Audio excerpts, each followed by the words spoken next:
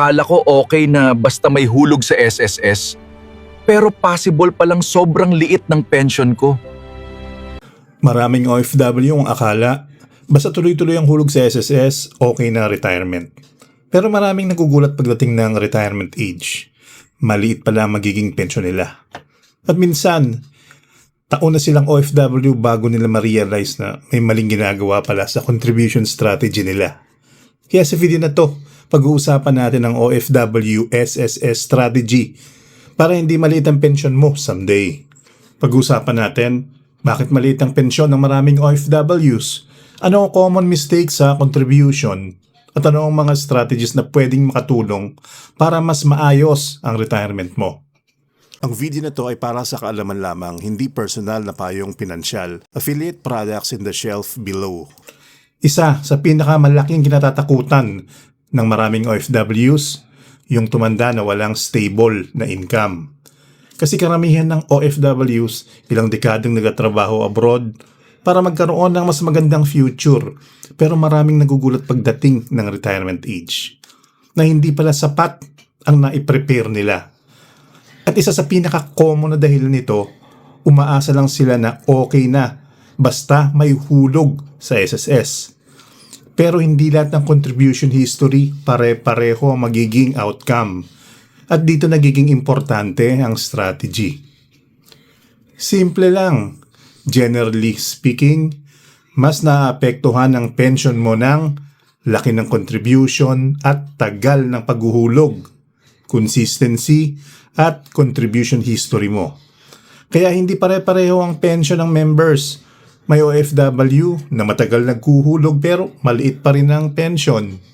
May iba naman na mas organized ang contribution strategy, kaya mas maganda ang retirement outcome. At dito nagkakamali ang marami. Hindi nila tinitingnan ng SSS as long-term retirement planning. Parang compliance lang. Pero kung OFW ka, importante, strategic ka rin. Kasi retirement mo ang nakataya dito. Ngayon, pag-usapan naman natin ang mga OFW SSS strategies na pwedeng makatulong para hindi maliit ang maging pension mo pagdating ng retirement. Hindi ito secret hacks at hindi rin ito guarantee na lalaki agad ang pension mo. Pero ito yung mga common patterns na napapansin sa maraming OFWs na mas maayos ang retirement preparation kumpara sa iba. At posible rin makatulong ito para maiwasan mo yung mga common mistakes na nagiging dahilan kung bakit maliit ang pensyon ng karamihan. Strategy number 1, iwasan ang mahabang gaps sa contribution. Isa sa pinakamalaking problema ng maraming OFWs, putol-putol ang hulog. Minsan dahil natapos na yung kontrata, lumipat ng bansa, nawala ng trabaho, o nakalimutan na. Ang problema, kapag inconsistent ang contribution mo, naapektuhan din ang retirement preparation mo. Kaya kung kaya, mas maganda na tuloy-tuloy ang hulog.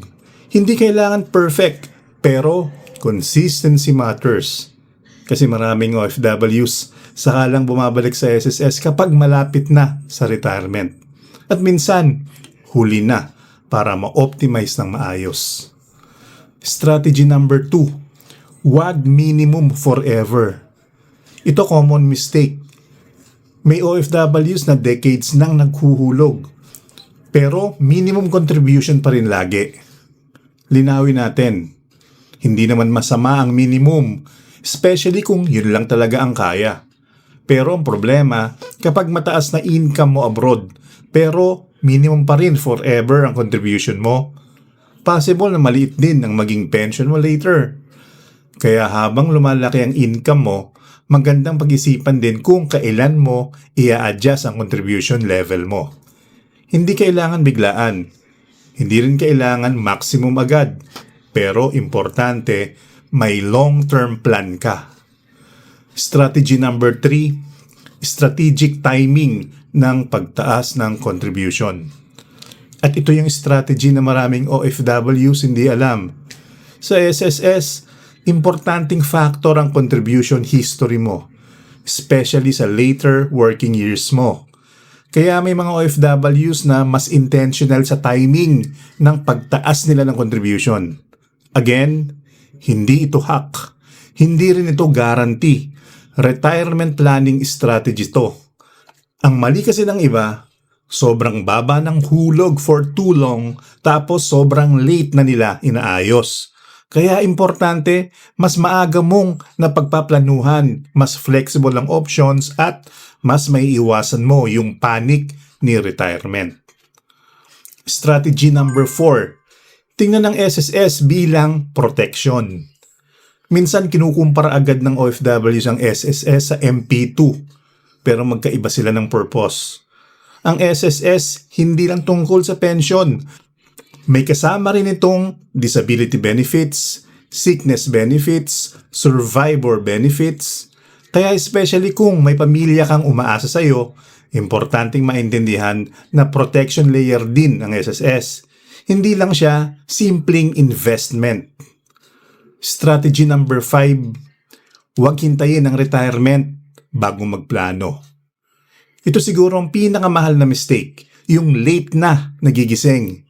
Maraming OFWs saka lang nagiging seryoso sa SSS kapag tumatanda na, gusto nang umuwi, o may health concerns na. At doon nila nare-realize, kulang pala ang preparation. Kaya habang mas maaga mong inaayos, mas maganda magiging flexibility mo later. Retirement planning is easier kapag may oras ka pa. Para mas maintindihan natin kung bakit importante ang strategy, gumawa tayo ng simpleng example. Hindi ito exact computation, hindi rin to guaranteed figures. Example scenarios lang ito para makita mo kung paano naapektuhan ng contribution habits ang possible retirement outcome. Tingnan natin itong sample computation ni OFWA para mas maintindihan natin bakit posibleng maliit ang pension ng ibang OFWs.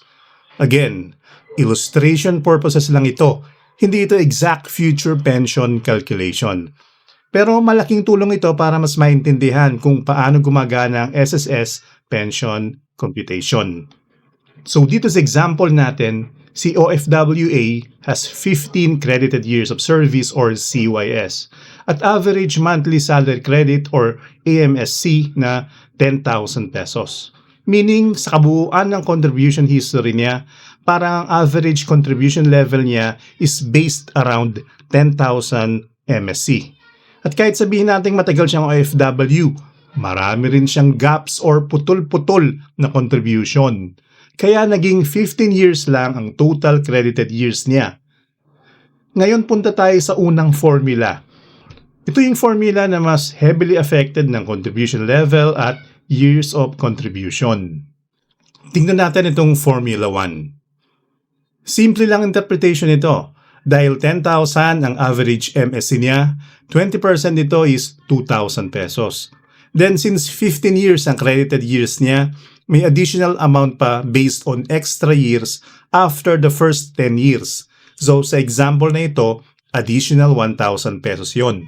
So kapag pinagsama-sama, 300 plus 2,000 plus 1,000, ang estimated result is around 3,300 pesos monthly pension under Formula 1. Pero hindi pa tapos. May isa pang formula si SSS. Ito naman yung 40% of AMSC rule. Simple lang ito. Kukunin lang ang 40% ng average MSC niya na 10,000. At ang result, around 4,000 pesos monthly pension. At mapapansin mo, mas mataas ito compared doon sa unang formula na 3,300 pesos. Para sa Formula 3, may minimum pension floor din si SSS. Kapag 10 to 19 years ang credited years, minimum pension can be around 1,200 pesos under older rules. Pero obviously, mas mataas pa rin yung 4,000 pesos from Formula 2. So ngayon, alin ang gagamitin? Usually, kinukuha ni SSS ang highest applicable formula. At sa example natin, yung pinakamataas ay yung 4,000 pesos from Formula 2. Then halimbawa may additional benefit allowance na around 1,000 pesos, so ang estimated total pension becomes around 5,000 pesos per month. At dito mo makikita, kahit matagal kang OFW, Possible pa rin maging maliit ang pension kung mababa ang average MSC. May maraming gaps at hindi strategic ang contribution history mo. Kaya importante talaga consistency, contribution planning, at long-term retirement strategy. Ngayon naman, tingnan natin si OFWB. Dito mo mas makikita kung paano pwedeng lumaki ang pension kapag mas consistent ang hulog, mas mataas ang contribution, at mas maayos ang long-term planning. Again, example computation lang ito, hindi ito guaranteed future pension. So si OFWB has 25 years na credited contributions. Consistent ang hulog, halos walang gaps, at mas mataas ang average MSC. Sa example natin, ang MSC niya 20,000 pesos. Meaning, mas mataas ang average contribution niya compared kay OFWA. Ngayon, punta tayo sa unang formula. Simple lang interpretation nito. Dahil 20,000 ang average MSC niya, 20% nito is 4,000 pesos. Then dahil 25 years ang credited years niya, may additional amount pa based sa extra years after the first 10 years.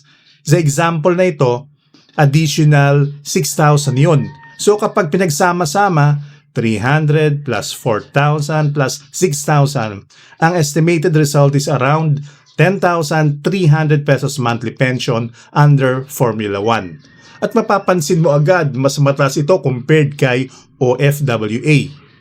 Pero may isa pang formula si SSS.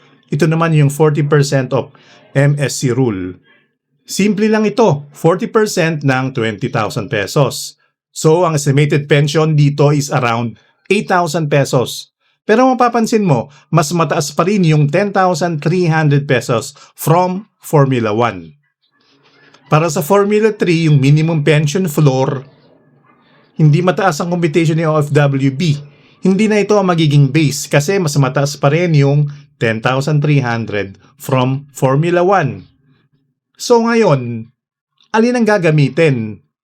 Usually, kinukuha ni SSS yung highest applicable formula. At sa example natin, ang pinakamataas is 10,300 pesos from Formula 1. Then halimbawa, may additional benefit allowance na around 1,000 pesos. So ang estimated total monthly pension becomes 11,300 pesos per month. Dito sa paghahambing natin na ito, kitang-kita man lang yung epekto ng consistency at gradual increase ng hulog. Kahit magkaiba sila ng 10 taon sa CYS, ang naging pension ni OFWB ay higit sa doble, 126% na mas mataas kumpara kay OFWA.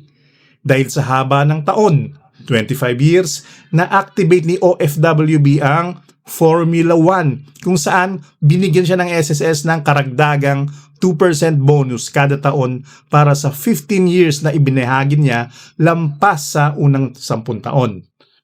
Isang napakagandang example ito para hikayatin ng mga manonood na huwag pabayaan ang kanilang mga hulog. Hindi man sapat ang SSS para yumaman ka sa iyong retirement, malaking difference pa rin kung barya-barya o sapat at maayos ang pagiging pension mo balang araw. At pagkatapos ang lahat ng sakripisyo abroad, importanteng hindi sayang ang mga taon na pinaghirapan mo. Kaya kung OFW ka, simulan mong tingnan ang SSS hindi lang bilang mandatory contribution, kundi bilang bahagi ng long-term retirement strategy mo. And if nakatulong itong video, don't forget to like, subscribe, at ishare mo rin ito sa ibang OFWs na gustong paghandaan ng maayos ang retirement nila.